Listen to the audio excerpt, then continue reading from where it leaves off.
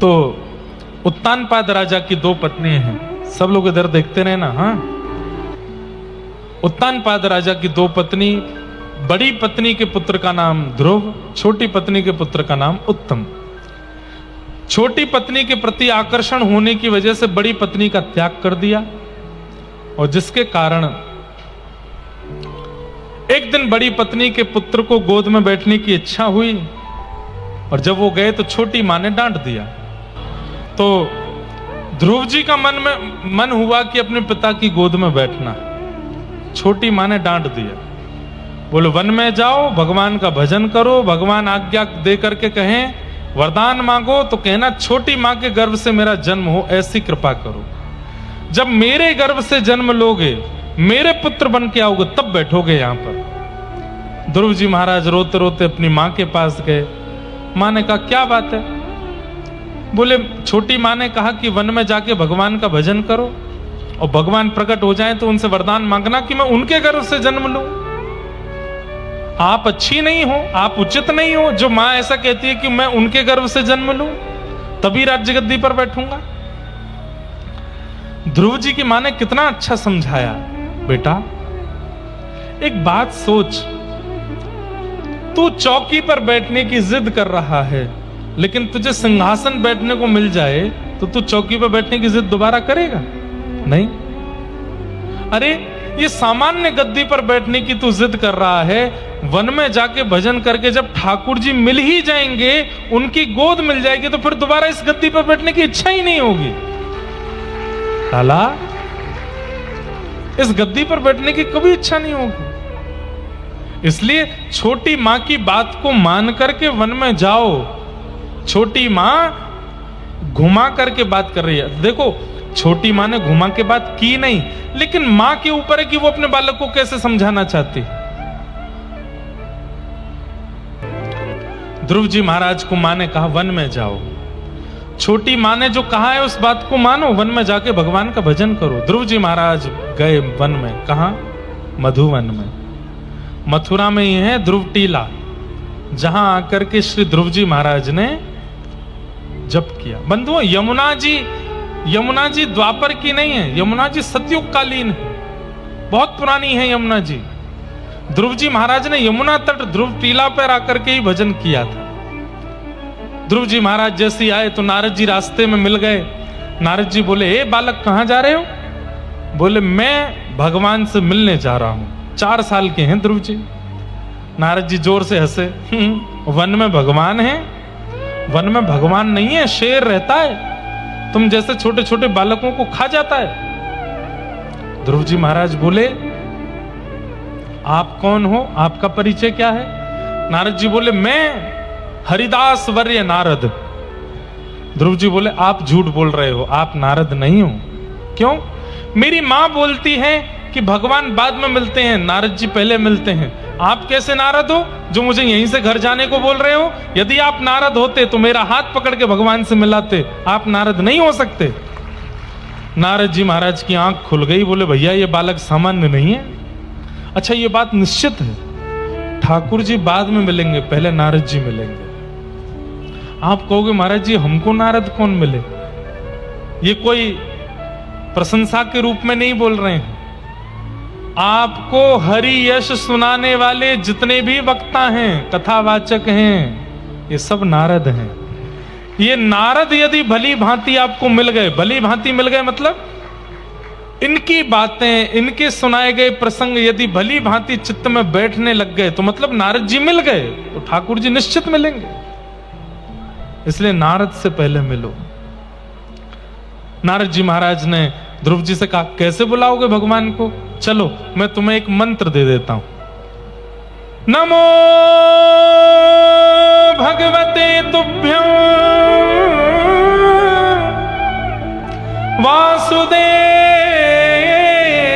वासुदेवाय धीमहि प्रद्युम्नाय अनिरुद्धाय नमः संकर्षणाय च।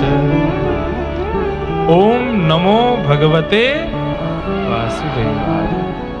ये 12 अक्षर मंत्र है। कितने अक्षर हैं इसमें? 12। मैं कभी कभी कथा में क्या करता हूं, ये भगवान का फोन नंबर है, ये रोज इस पे एक डायल मारा करो। नाम जप जैसे करते हैं ऐसे एक एक मंत्र जपो, उतने मिस कॉल पहुंचती है ठाकुर जी के पास। और कई बार क्या होता है बंधुओं, कोई व्यक्ति मान लो हमारा फोन नहीं उठा रहा, 1 बार 2 बार 3 बार 10, जब वो देखेगा यार 200 कॉल कर दिए इसने, कहीं ऐसा तो नहीं संकट में पड़ा हो, कोई जरूरी काम हो, तो कई बार रिटर्न कॉल आ जाता है।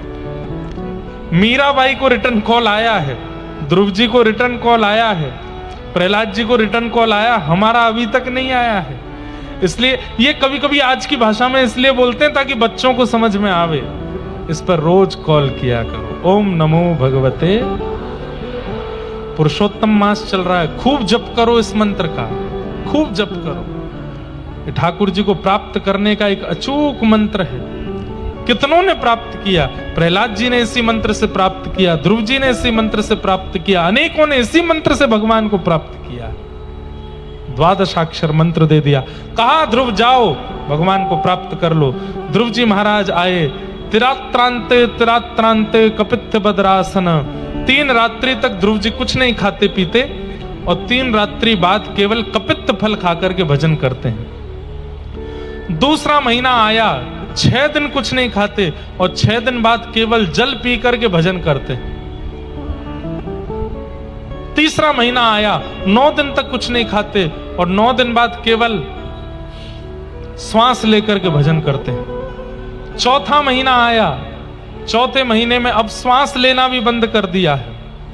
सब कुछ जीत करके 5वें महीने में जैसे ही श्वास वशीकृत करके प्रवेश किए हैं, 33 कोटि देवता त्राहिमाम करते ब्रह्मा जी के पास गए, बोले इसको दर्शन दिलवाइए, इसने श्वास रोक ली है अपनी। अरे नन्हा सा बालक इतना कठिन तप कर रहा है, लोगों का तप से विश्वास उठ जाएगा यदि भगवान दर्शन देने नहीं गए तो। ब्रह्मा जी ने जाकर के भगवान से प्रार्थना की, नाथ मथुरापुरी में यमुना जी के तट पर एक बालक, भगवान 2 बार आए मथुरा में, एक बार हरि के रूप में आए ध्रुव दर्शन देने के लिए और एक बार कृष्ण रूप में आए हैं बाल लीला करने के लिए। हमें तो ऐसा लगता है कि जब ध्रुव जी को दर्शन देने आए थे तभी भगवान को ब्रजमंडल अच्छा लग गया था, तभी भगवान ने सोची अब तो यहीं जन्म लूंगा मैं। तो ध्रुव जी को दर्शन देने के लिए ब्रह्मा जी ने जब प्रार्थना की तब भगवान क्या कहते हैं, भागवत जी में स्पष्ट लिखा है, ठाकुर जी कहते हैं ध्रुव को दर्शन देने नहीं जाएंगे हम, तो बोले ध्रुव का दर्शन करने जाएंगे। ऐसे अद्भुत बालक को तो हम देखने के लिए जाएंगे। गरुण जी पर अविराजित होकर के शंख चक्र गदा पद्मधारी चतुर्भुज रूपधारी भगवान प्रकट हो गए मथुरापुरी में, मधुपुरी में। और मधुवन में ध्रुव जी महाराज हाथ जोड़ करके ओम नमो भगवते वासुदेवाय भजन कर रहे हैं, भजन कर रहे हैं। तभी भगवान का सन्मुख आगमन हुआ। ध्रुव जी ने नेत्र नहीं खोले, 10 मिनट 15-20 मिनट हो गए, ध्रुव जी आंख बंद करके खड़े। गरुण जी महाराज बोले जय जय, ये तो आंख ही नहीं खोल रहा। भगवान बोले चित्त में हमारा अनुभव कर रहा है। जैसे ही भगवान ने चुटकी बजाई और चित्त से छवि अंतर ध्यान हुई, ध्रुव जी महाराज ने नेत्र खोल करके देखा तो सामने शंख चक्र गदा पद्मधारी श्रीमन नारायण खड़े हैं। बोला भक्त वत्सल भगवान की। ध्रुव जी महाराज को दर्शन दिया भगवान ने। ध्रुव जी ने भगवान को दंडवत प्रणाम करते हुए स्तुति गाई है। बहुत सुंदर स्तुति है ध्रुव जी महाराज की। क्या कह रहे हैं, हे नाथ आपने बड़ी कृपा की, जो आप दर्शन देने के लिए मेरे पास पधारे, मुझ अधम पर कृपा करने के लिए मेरे पास आए नाथ, ये आपकी बड़ी कृपा है। और ध्रुव जी महाराज अपनी स्तुति में बहुत सुंदर बात कहते हैं, क्या? योऽन्तः प्रविश्य मम वाचमिमां प्रसुप्ताम् संजीवयत्यखिल शक्तिधर स्वधाम्ना अन्यां सहस्तचरण श्रवणत्वगादी प्राणान्नमो भगवते पुरुषाय तुभ्यम।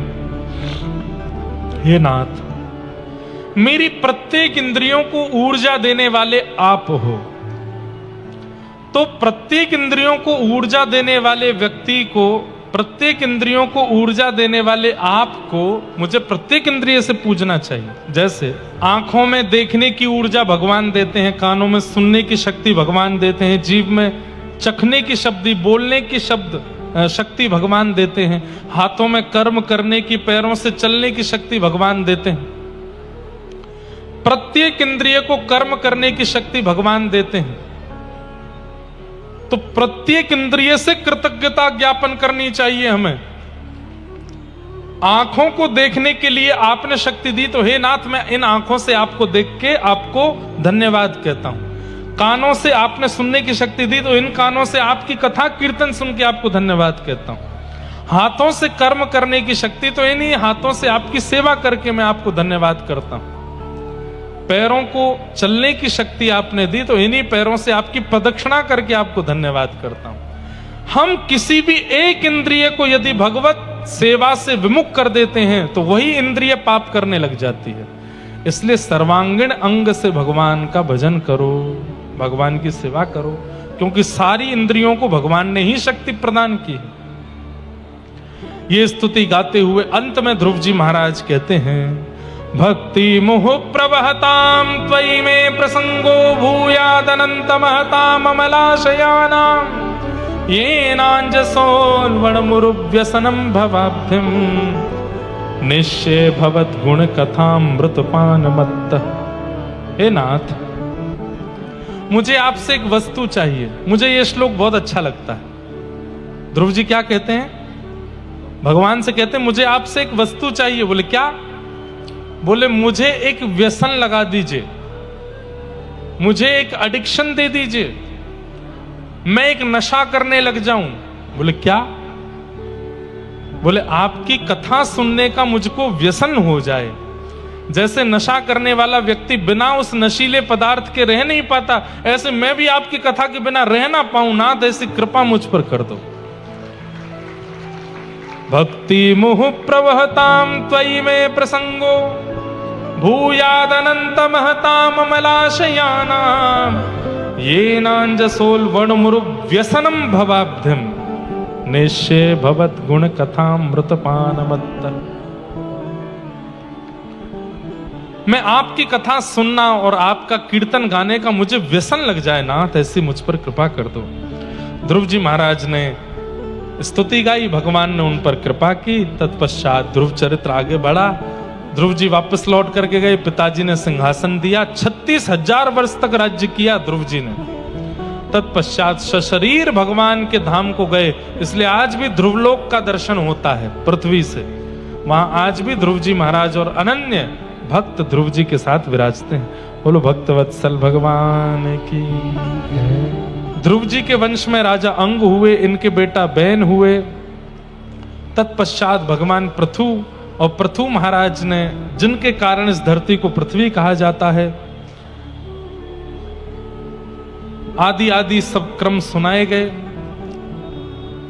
भूगोल खगोल का वर्णन किया, नरकों का वर्णन किया, अजामिलोपाख्यान सुनाया गया। तत्पश्चात भगवान के एक असुर भक्त की कथा आती है, जिसका नाम है वृत्रासुर। असुर होते हुए भी भक्त है भगवान का। वृत्रासुर ने भगवान की एक बहुत सुंदर स्तुति गाई। अहम हरे तव पादैक मूल दासानुदासो भवतास्म भूयः मनस्मरेता सुपतेर गुणांस्ते गृणीत वाक् कर्म करोतु कायः ननाक पृष्ठम न च पारमेष्टम न सार्वभौमम न रसाधिपत्यम न योग सिद्धिम अपुनर्भवम वा समंजसत्वा विरहय्य कांक्षे अजात पक्ष इव मातरम खग स्तन्यम यथा वत्सतराच्छुधार्ता प्रियम प्रियैव विशुतम विषन्ना मनोरविंदाक्ष दृदिक्षते त्वाम। वृत्रासुर ने भगवान की स्तुति गाई। ये प्रसंग हम कई बार विस्तार से सुना चुके हैं। असुर भगवान का भक्त, जिसे बाद में फिर हमारे रसिकाचार्य भक्त वृत्त कहने लगे। बोले इसको असुर मत कहो, ये तो भक्त है। क्या मांगा भगवान से, सूक्ष्म में समझाऊं। भगवान से कहते हैं कि हे नाथ, मैं आपके चरणों का दास नहीं बनना चाहता। भगवान बोले तो, बोले दासानुदासो भवतास्म भूय, आपके दासों के दासों के दासों के दासों के चरणों का मुझे दास बना दीजिए, ये कृपा मुझ पर कर दीजिए। भगवान बोले ऐसा क्यों, मेरा दास क्यों नहीं बनना? मैं सामने खड़ा हूं, मेरा दास नहीं बनना? और मेरे चरणों के दासों का दास तुझे क्यों बनना है? बोले नाथ, आप सुदर्शन लेकर के गजेंद्र की रक्षा करने गए थे, लेकिन गजेंद्र तो बाद में वैकुंठ पहुंचा। गजेंद्र से 15-20 मिनट पहले वो ग्राह मगरमच्छ पहुंच गया था वैकुंठ। क्यों? क्योंकि वो आपके दास गजेंद्र के चरणों को अपने मुख में लेकर के बैठा था। उसका उद्धार पहले हो गया जो आपके भक्तों के चरणों में पड़ा रहता है। इसलिए नाथ, मुझे अपने उद्धार में देरी नहीं चाहिए। दासानुदासो भवतास्म भूय, कितनी अच्छी बात है। वृत्रासुर का अगर मैंने प्रसंग सुना दिया तो आपके नेत्र सजल हो जाएंगे, इतना अद्भुत चरित्र है। लेकिन अवकाश नहीं है, इसलिए मैं केवल उनके श्लोक की व्याख्या कर रहा हूं। सीधे ठाकुर जी के चरण मत पकड़िए, ठाकुर जी के दासों के दास बनिए। ठाकुर जी के जो भजते हैं, ठाकुर जी का जो स्मरण करते हैं, ठाकुर जी का जो स्मरण करते हुए अपना जीवन उद्धार कर रहे हैं, उनके दासों के दास बनने का प्रयास कीजिए।